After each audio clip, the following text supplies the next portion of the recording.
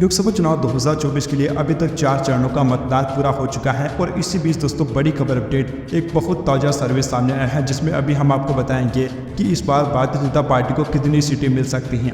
लोकसभा चुनाव के लिए अब तक पहले, दूसरे, तीसरे और चौथे चरण की वोटिंग हो चुकी है। सोमवार 13 मई को चौथे फेज के लिए वोट डाले गए थे। चौथे फेज के साथ ही देश की आधी से ज्यादा लोकसभा सीटों पर वोटिंग पूरी हो चुकी है। इसके साथ ही देश में अब तक 22 राज्यों में वोटिंग की प्रक्रिया पूरी की जा चुकी है। अब दोस्तों हम जानेंगे कि चौथे चरण तक क्या माहौल रहा है। इसके अलावा देश की सभी 543 सीटों का हाल जानेंगे कि किस पार्टी को कितनी सीटें मिल सकती हैं। चौथे फेज के साथ देश में आधे से अधिक लोकसभा सीटों का चुनाव पूरा हो चुका है। देश में लोकसभा की कुल 543 सीटें हैं। 19 अप्रैल को पहले फेज में 21 राज्यों की 102 सीटों पर वोटिंग हुई। 26 अप्रैल को दूसरे फेज में 12 राज्यों की 88 सीटों पर वोट डाले गए। 7 मई को तीसरे फेज में 11 राज्यों की कुल 93 सीटों पर वोट डाले गए। 13 मई को 10 राज्यों की 96 सीटों पर मतदान की प्रक्रिया पूरी कराई गई।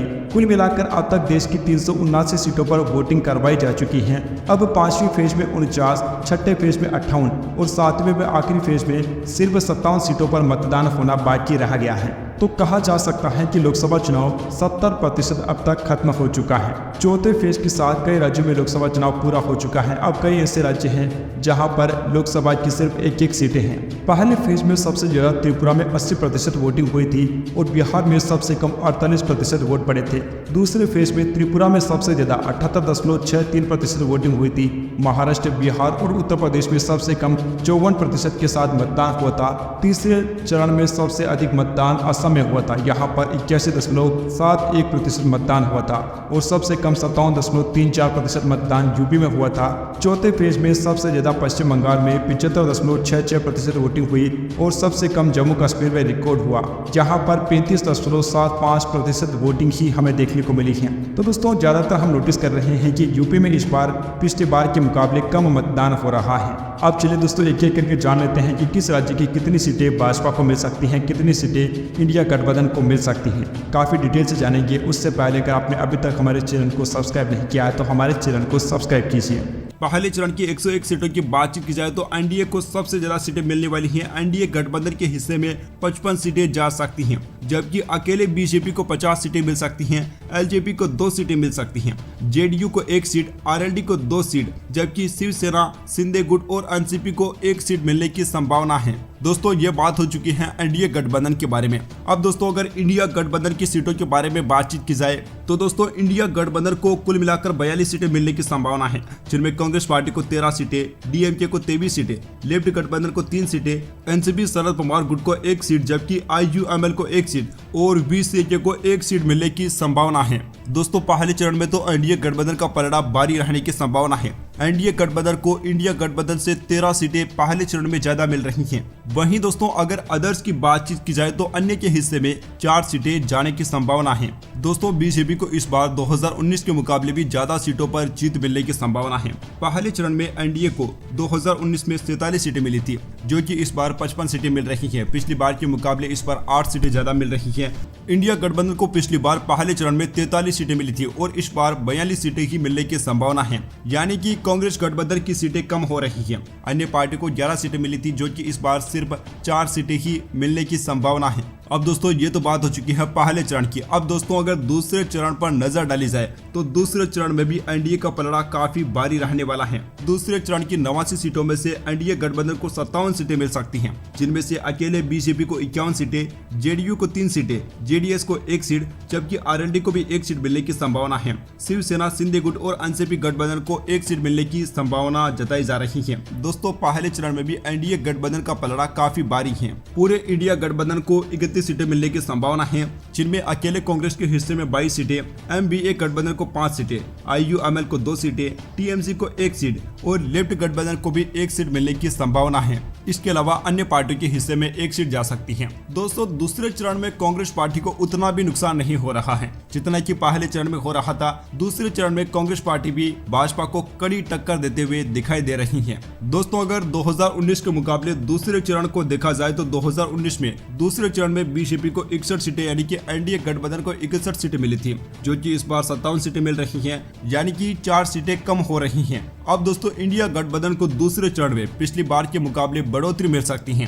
पिछली बार दूसरे चरण में इंडिया गठबंधन को 23 सीटें मिली थी, जो कि इस बार 31 सीटें मिल रही हैं। अन्य को 5 सीटें मिली थी, जो कि इस बार 1 सीट मिलने वाली है। अब दोस्तों बात करेंगे तीसरे चरण की 94 सीटों के बारे में। दोस्तों तीसरे चरण में भाजपा को इतना बम्पर फायदा मिल रहा है जिसने पूरे चुनाव की तस्वीर बदल कर रख दी है। तीसरे चरण की 94 सीटों में से एनडीए गठबंधन को 80 सीटें मिलने की संभावना है। अकेले बीजेपी को 75 सीटें, जेडीयू को 3 सीटें, एचएएम को 1 सीट, जबकि शिवसेना और एनसीपी गुट को भी 1 सीट मिलने की संभावना है। तीसरे चरण में इंडिया गठबंधन को केवल 13 सीटें मिल रही हैं, जिनमें से कांग्रेस पार्टी को 2 सीटें, एमवीए को 8 सीटें, एसपी को 1 सीट, जबकि टीएमसी को 2 सीटें मिलने की संभावना है। अन्य पार्टियों को तीसरे चरण में भी 1 सीट मिलने की संभावना है। दोस्तों तीसरे चरण में एनडीए को इतनी सीटें मिलने का सबसे बड़ा रीजन यहाँ हो सकता है कि गुजरात की 26 सीटें इसी चरण में आने वाली हैं और यहाँ पर भाजपा हर बार क्लीन स्वीप करती है, यानी कि यहाँ की 26 सीटें हर बार भाजपा को मिलती हैं और इस बार भी कुछ ऐसा ही होने वाला है, जिसकी वजह से तीसरे चरण की पूरी तस्वीर बदल चुकी है और तीसरे चरण ने भाजपा को बम्पर फायदा पहुंचाया है। दोस्तों पिछली बार के चुनाव में भी एनडीए के लिए तीसरा चरण सबसे ज्यादा फायदेमंद था। एनडीए को तीसरे चरण में 79 सीटें मिली थी, जबकि इस बार 80 सीटें मिल सकती हैं।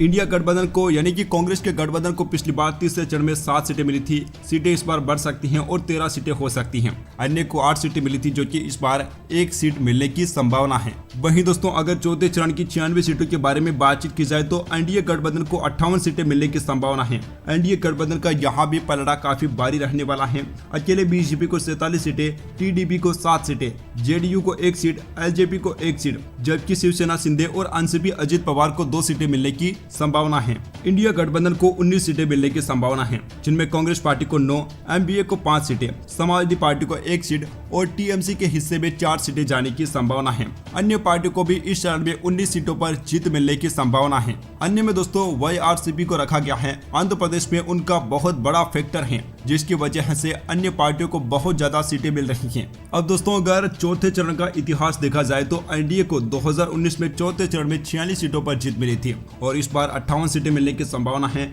इंडिया गठबंधन को 7 सीटों पर जीत मिली थी, जो कि इस बार 19 सीटें हैं। अन्य को 43 सीटें मिली थी और इस बार सिर्फ 19 सीटें ही मिलने की संभावना है। दोस्तों आपने देखा होगा हर चरण में अन्य पार्टियों की सीटें घटी हैं, क्योंकि दोस्तों कांग्रेस पार्टी ने कई ऐसी पार्टियों से गठबंधन किया है जो कि पिछली बार कांग्रेस पार्टी के साथ में नहीं थी, जिसकी वजह से अन्य पार्टियों के खाते में सीटें कम जा रही हैं और इंडिया गठबंधन की कुछ सीटें बढ़ रही हैं। दोस्तों यहाँ तक हमने 4 चरणों की 380 सीटों के बारे में बात कर ली है, जिनमें भाजपा का पलड़ा काफी भारी रहने वाला है। अब दोस्तों हम चरणों की बात नहीं करेंगे, हमने सिर्फ 4 चरणों की बात की है। इसके आगे हम कुछ बड़े राज्यों पर नजर डालेंगे कि वहां पर क्या आंकड़े रह सकते हैं। दोस्तों अगर सबसे पहले उत्तर प्रदेश की 80 सीटों के बारे में जाना जाए तो उत्तर प्रदेश की 80 में से 70 सीटें अकेले बीजेपी को मिलने की संभावना है। कांग्रेस पार्टी को 1 सीट, समाजवादी पार्टी को 6 सीटें, बहुजन समाज पार्टी को 1 भी सीट नहीं, आरएलडी को 2 सीटें, अपना दल एस को 1 सीट, जबकि अन्य किसी का खाता भी नहीं खुलता हुआ दिखाई दे रहा है। दोस्तों उत्तर प्रदेश में भाजपा का पलड़ा काफी भारी है।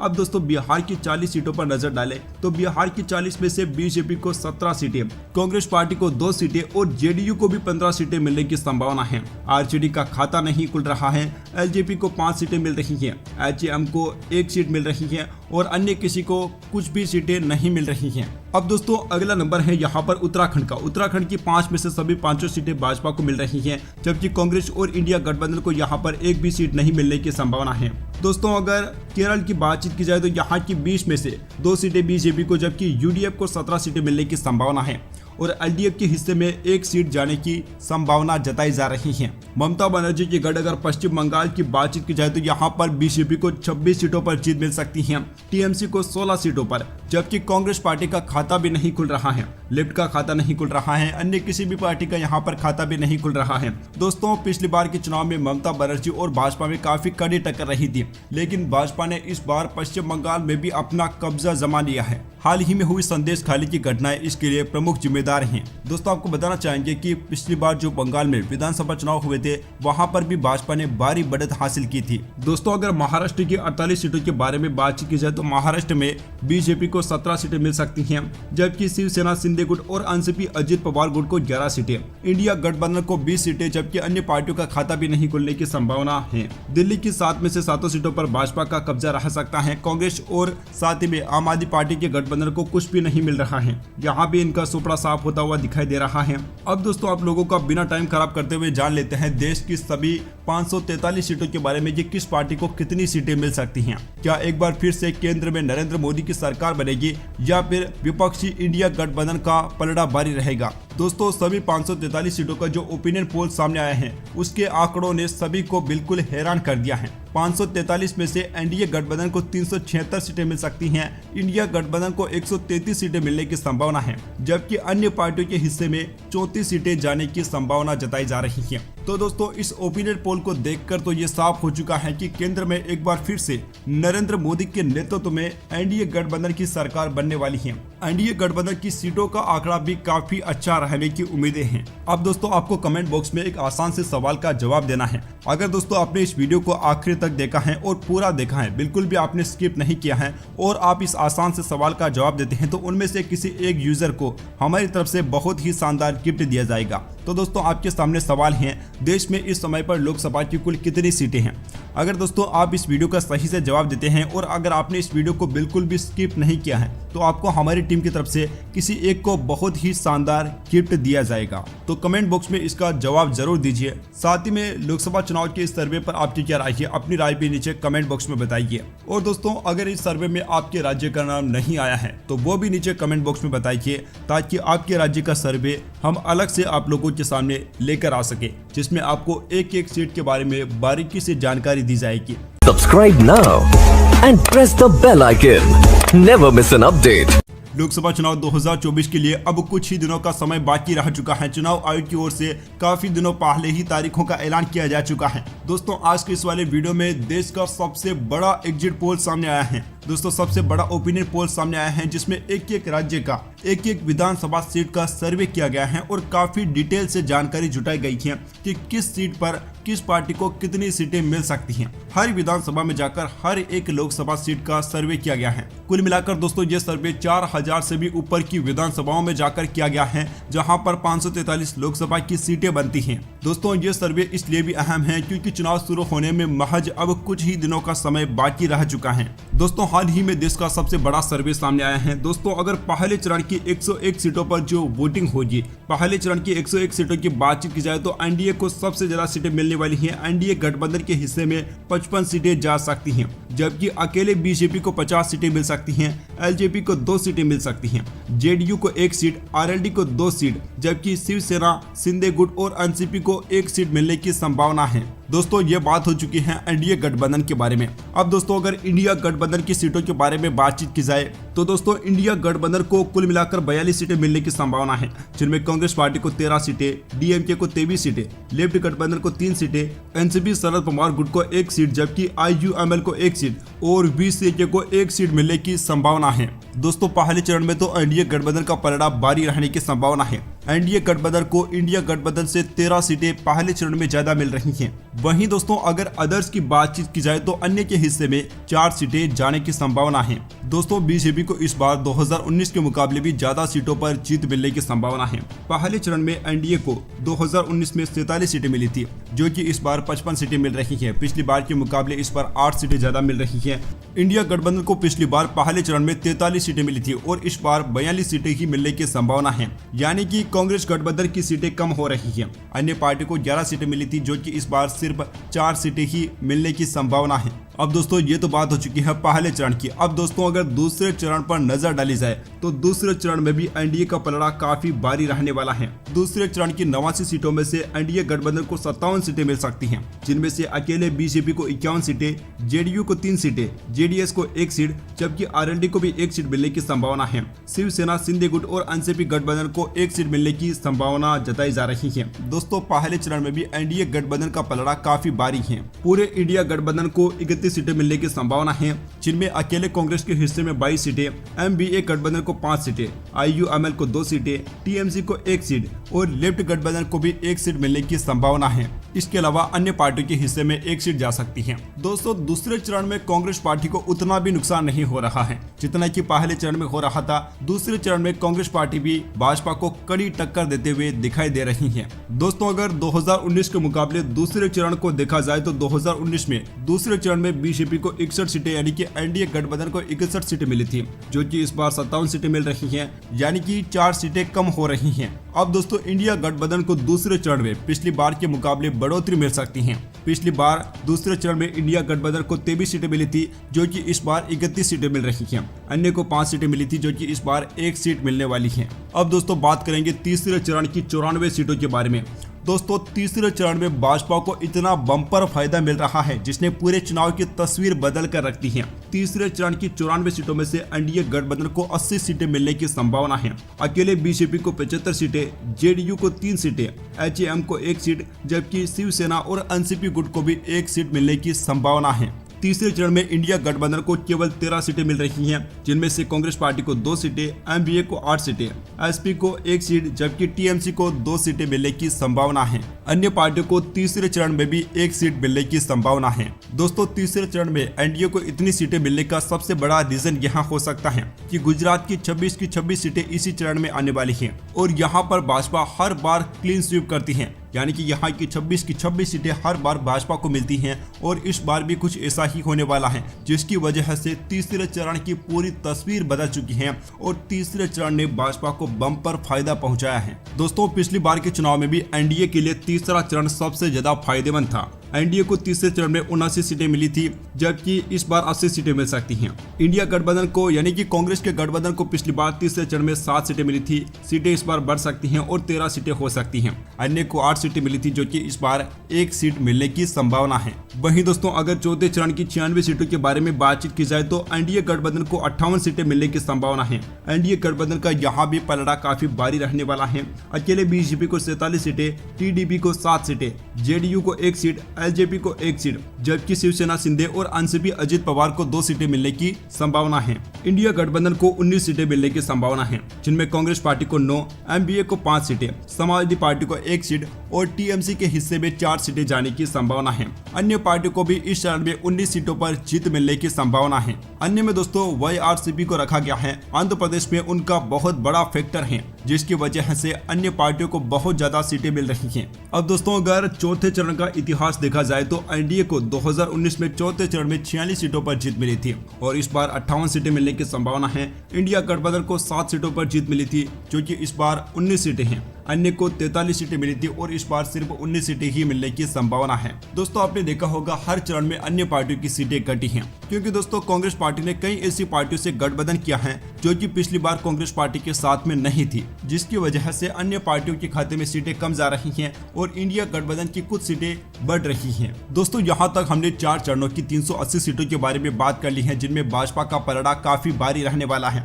अब दोस्तों हम चरणों की बात नहीं करेंगे, हमने सिर्फ 4 चरणों की बात की है। इसके आगे हम कुछ बड़े राज्यों पर नजर डालेंगे कि वहां पर क्या आंकड़े रह सकते हैं। दोस्तों अगर सबसे पहले उत्तर प्रदेश की 80 सीटों के बारे में जाना जाए तो उत्तर प्रदेश की 80 में से 70 सीटें अकेले बीजेपी को मिलने की संभावना है। कांग्रेस पार्टी को 1 सीट, समाजवादी पार्टी को 6 सीटें, बहुजन समाज पार्टी को 1 भी सीट नहीं, आरएलडी को 2 सीटें, अपना दल एस को 1 सीट, जबकि अन्य किसी का खाता भी नहीं खुलता हुआ दिखाई दे रहा है। दोस्तों उत्तर प्रदेश में भाजपा का पलड़ा काफी भारी है। अब दोस्तों बिहार की 40 सीटों पर नजर डालें तो बिहार की 40 में से बीजेपी को 17 सीटें, कांग्रेस पार्टी को 2 सीटें और जेडीयू को भी 15 सीटें मिलने की संभावना है। आरजेडी का खाता नहीं खुल रहा है, एलजेपी को 5 सीटें मिल रही हैं, एचएएम को 1 सीट मिल रही है और अन्य किसी को कुछ भी सीटें नहीं मिल रही हैं। अब दोस्तों अगला नंबर है यहाँ पर उत्तराखंड का। उत्तराखंड की 5 में से सभी 5 सीटें भाजपा को मिल रही हैं, जबकि कांग्रेस और इंडिया गठबंधन को यहाँ पर 1 भी सीट नहीं मिलने की संभावना है। दोस्तों अगर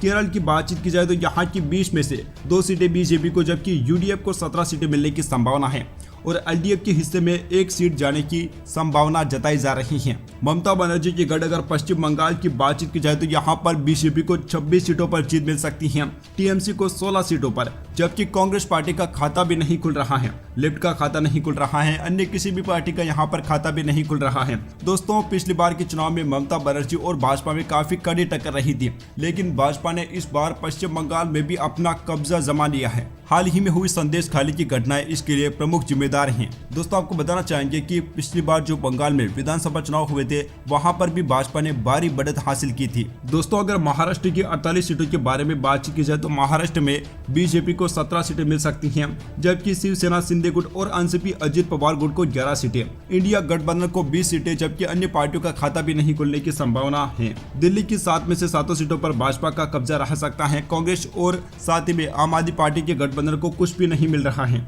यहाँ भी इनका सुपड़ा साफ होता हुआ दिखाई दे रहा है।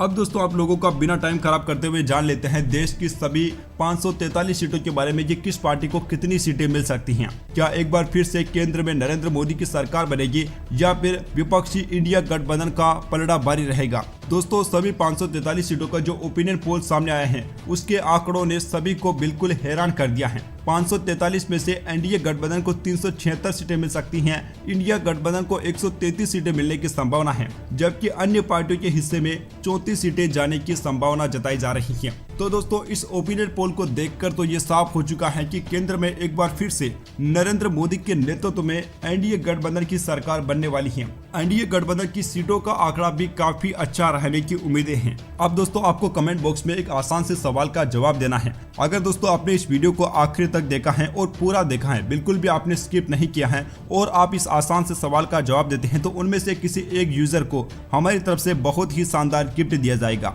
तो दोस्तों आपके सामने सवाल है, देश में इस समय पर लोकसभा की कुल कितनी सीटें हैं?